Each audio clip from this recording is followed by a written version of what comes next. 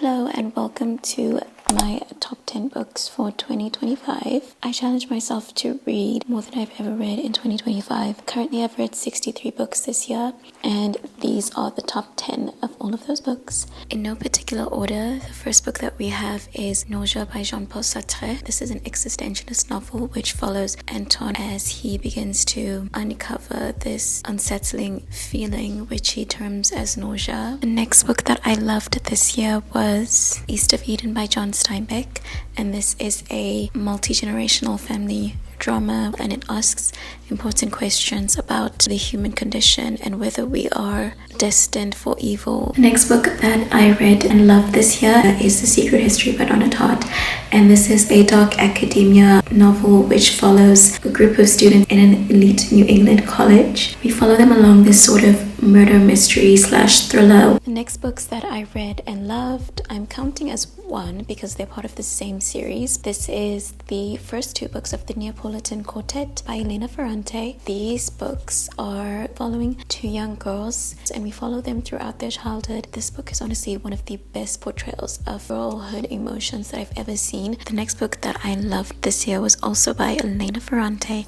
and that is The Days of Abandonment. And this book follows a woman when she discovers that her husband has been cheating on her, and we sort of follow her journey of eventual spiral into madness. I recommend it to anybody who has ever had their heart broken.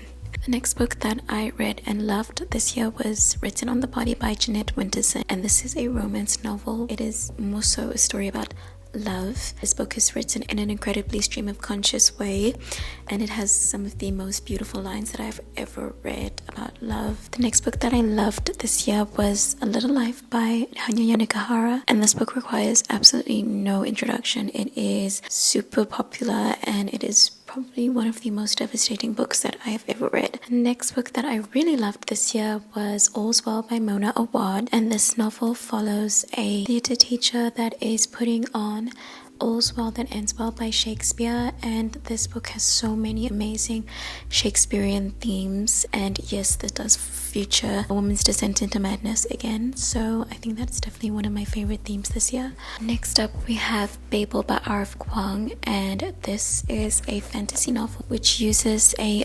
linguistic-based magic system to comment on colonialism by the British Empire, and there's so much that I could say about this novel, but the only thing I'm going to say is that it blew me out of the water. And the final book that I really enjoyed this year was Second Place by Rachel Cusk. This book was such a surprise. Rachel Cusk has an amazing ability to portray the human condition